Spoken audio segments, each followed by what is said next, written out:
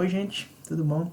A gente hoje vai iniciar mais uma aula, tá? De organização e arquitetura de computadores, tá? Vamos lá. Então, gente, na aula passada a gente estudou sobre barramentos, tá bom? Se você não acompanhou a aula, certo? Clica no card aqui em cima e volta lá para que a gente possa dar continuidade, beleza?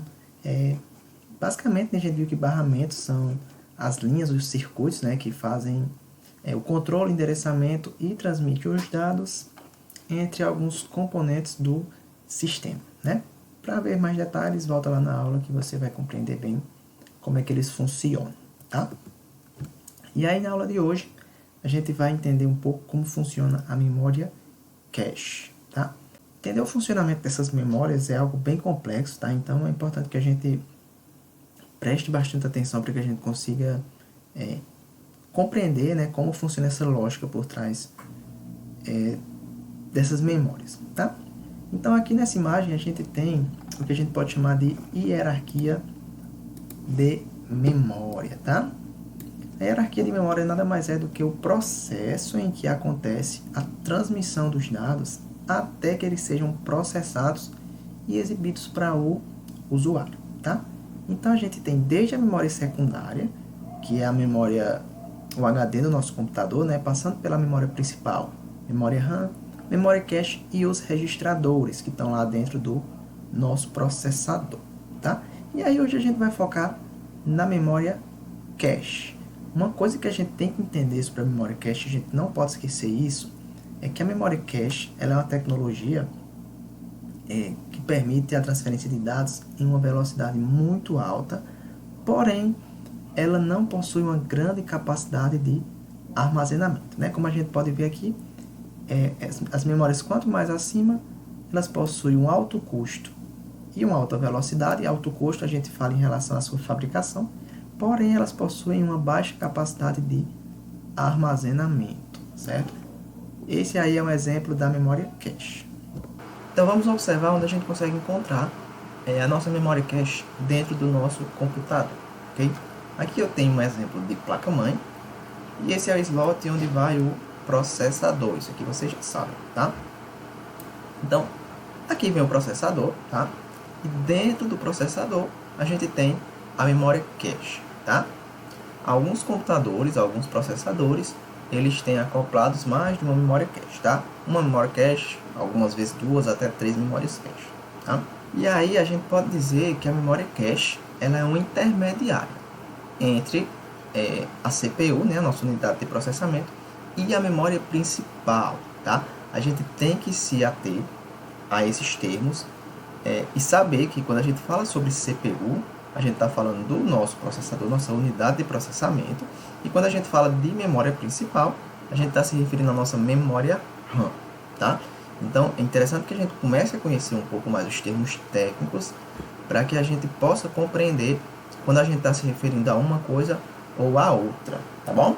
E por que eu digo que a memória cache ela é um intermediário entre a CPU e a memória principal, né? A memória RAM. Quando a gente estudou a arquitetura de Von Neumann, vocês viram que existe todo aquele processo, né? Desde quando o usuário utiliza um programa, por exemplo, ele passa pela memória secundária, que é o HD do computador, vai até a memória principal, que é a memória RAM, passa pela memória cache até chegar na nossa unidade de processamento, onde tem os registradores que armazenam também algumas informações que estão sendo processadas, ok? Se tem dúvida em relação a isso, volta aqui, clica no card, tá? E volta para a aula que a gente fala sobre a arquitetura de Von Neumann, tá? Importantíssimo para a gente conseguir compreender o funcionamento da memória cache, beleza? Então vamos tentar entender por que a memória cache ela vem a ser essa intermediária, tá? Entre a CPU do computador e a memória principal, certo? A memória cache ela auxilia para que a gente consiga fazer, para que o computador, tá, consiga realizar processos numa velocidade maior, ok? A gente tem na nossa hierarquia de memória, tá? A gente vê que desde a memória secundária até os registradores, a gente tem uma elevação na velocidade, vamos dizer assim, tá?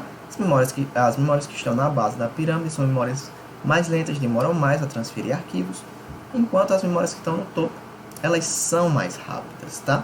Então a gente pode pensar o seguinte: se eu tenho uma informação para ser processada e essa informação ela está na minha memória cache, essa memória cache ela consegue transferir informação mais rápida para o meu processador, não é verdade? Enquanto se o processador precisasse buscar essa informação na memória principal, ou seja, na memória RAM, essa informação demoraria um pouco mais, muito pouco mais. Mas para um processo, tá, de computador, a gente pode dizer que isso aí pode prejudicar o processamento, a velocidade de processamento da minha máquina, tá bom? Então, a memória cache, ela armazena algumas informações de programas que foram processados, né? Informações que possam ser úteis, que provavelmente o processador ele vai precisar voltar para buscar essas informações. Então, com essa memória cache, tá? Ao invés da nossa unidade de processamento ir direto na memória principal, ele pode pegar essas informações na memória cache, tá? Então, isso aí vai economizar tempo de processamento. E uma das coisas mais importantes quando a gente está utilizando um computador, um dispositivo dessa qualidade, é a velocidade com que ele consegue trabalhar, beleza? Então, por que a memória cache, ela é uma memória, como a gente está vendo aqui, de alta velocidade, porém ela possui uma baixa capacidade de armazenamento? Isso se dá devido ao seu alto custo, tá? Quando a gente fala sobre a memória secundária, ela é uma memória barata, certo? De baixo custo, porém ela tem uma grande capacidade de armazenamento, então a gente utiliza ela para guardar arquivos em massa, muitas vezes coisas que a gente nem precisa tanto, certo? Não daria para fazer isso aí com uma memória cache, porque como é uma memória de alto custo, se a gente fosse ter uma memória com uma grande capacidade, o seu custo seria muito mais elevado e não compensaria para colocar dentro de um computador pessoal, por exemplo, porque um dos objetivos é que esse computador seja acessível, né? O computador pessoal seja acessível para as pessoas, então o custo dele não pode ser muito elevado. Então, se a gente tem uma memória grande, porém muito, muito cara, provavelmente isso aí também vai elevar o preço das máquinas e vai dificultar na aquisição pelas pessoas, tá bom? Então, isso não faz muito sentido. Por isso que a memória cache, ela é uma memória com pouco espaço de armazenamento, porém uma grande velocidade. E isso vai ajudar bastante a unidade de processamento a realizar os seus processos, tá bom? Não esqueçam, na memória principal é onde ficam informações temporárias, né, de arquivos, de programas que estão em execução. Então, sempre há essa comunicação entre unidade de processamento e memória principal, tá? E aí, algumas vezes, memória cache serve como intermediária para que a unidade de processamento não precise consultar a memória principal, tá? Ele vai direto na memória cache e consegue pegar essas informações que vão ser processadas, tá? E isso aí aumenta a minha velocidade de processamento das informações, beleza? E aí, como eu falei, a memória cache, em alguns casos a gente vai ter apenas uma, em outros casos a gente pode ter mais de uma memória cache. Isso aí vai depender da máquina, vai depender do processador que a gente está utilizando no nosso computador. E aí a gente consegue ver que esses níveis, né, vamos dizer assim, de memória cache, o mais próximo do processador, ela sempre vai ter uma capacidade de armazenamento menor, porém uma velocidade maior, e aí isso vai mudando, né, conforme os níveis que vão se seguindo, né? As próximas vão ser mais lentas, porém com a capacidade de armazenamento cada vez maior. Só que serve para a gente balancear, vamos dizer assim, o custo, ok? Então, essa é menos veloz, porém ela tem uma capacidade maior. Isso aí faz com que o custo ele fique balanceado, ok? Então, só para que a gente possa compreender a capacidade de armazenamento dessas memórias cache, a gente tem aqui alguns exemplos de processador. Isso aqui são modelos de processador que tem diversos computadores.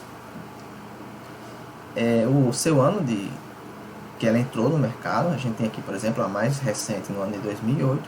E isso aqui é a sua capacidade de armazenamento. A gente vê que a memória cache, né, de level 1, ela sempre é menor do que as demais, como eu já falei anteriormente. A gente tem aqui, por exemplo, uma memória cache com 64 KB ou 128 KB. Isso aqui é muito pouco quando a gente fala em relação ao armazenamento de arquivos, vamos dizer assim, como um disco rígido. Isso aqui é quase nada se a gente comparar um pendrive, por exemplo. Porém, arquivos que precisam ser processados acaba sendo suficiente, ok? E a gente vê que essas memórias, esses processadores mais modernos, eles contam com mais de uma memória cache, né? A gente vê aqui, ó, uma memória cache de 64 KB, que é muito pouco, e a segunda memória cache a gente já tem 3 MB, o que é bem mais que a anterior. Porém, lembrando, isso aqui impacta na velocidade de transferência, ok? E aí a gente já tem uma outra memória cache que vai de 24 megas a 48 megabytes, ok? Então, como eu já falei, essas memórias, elas, quanto maior o seu nível, maior a sua capacidade de armazenamento, porém menor a sua velocidade de transferência de arquivos. Então, não esqueça, memória cache serve como uma espécie de intermediária entre o nosso processador e a nossa memória principal, com o objetivo de aumentar a velocidade do processamento, beleza? Então vamos observar aqui a partir desse diagrama de blocos como que a gente consegue, como que o processador atua junto com a memória cache, ok? Então aqui a gente tem o início do processo e aí acontece o recebimento do endereço, né, da CPU. Lembra que a gente viu na aula sobre barramentos, vou deixar o card aqui se você não viu ela, que a gente tem um barramento de endereçamento, né? Ela serve basicamente para que a gente saiba da onde a informação está partindo e qual é o seu destino, ok? Muito importante isso.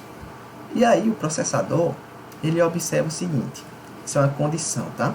O bloco contendo essa informação, ela está na memória cache? Se tiver na memória cache, o que é que acontece? Ela pega essa palavra, né? Essa palavra, vamos dizer assim, essa informação, esses bytes, e entrega a CPU. Então, o processamento já acabou, ok? Se essa informação está na memória cache, pega a informação e processa, tá? Simples assim. Então, a gente vê que isso aqui é um processo bem mais rápido, né? Bem mais direto. E aí, se essa informação não tiver, por exemplo, na memória cache, vamos supor que ela está na memória principal, na memória RAM. Então, se ela não está na memória cache, o processador ele vai ter que acessar a nossa memória principal, a nossa memória RAM, vai pegar essa informação e alocar dentro da minha memória cache, ok? Para que aí a memória cache entregue isso à unidade de processamento. Então vocês percebem que a informação, se não tiver na memória cache, vai ter que passar a requisição para a memória principal, para que a memória principal verifique se essa informação está armazenada, envie para a memória cache, para que depois a memória cache envie para o processador.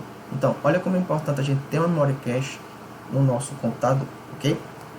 Ela armazena informações que podem vir a ser úteis e aí facilita esse processamento aqui, tá? Então a gente tem um processamento bem mais direto quando a memória cache atua de forma direta, certo? Como intermediária entre o processador e a memória principal, ok? Simples assim. E só para a gente ver se a gente compreendeu, tá? Se a gente conseguiu assimilar um pouco essa ideia, eu vou deixar para vocês uma atividade. Copiem no caderno de vocês, respondam. Teve dúvidas? Consulta o link aí na descrição. Faz contato com o professor, tá? Não guardem dúvidas. Muito importante isso. E aí na próxima aula, já vimos nessa sobre a memória cache, a gente vai conhecer agora a memória principal, né? Memória RAM e memória ROM, tá bom? A gente se vê na próxima aula então. Até mais.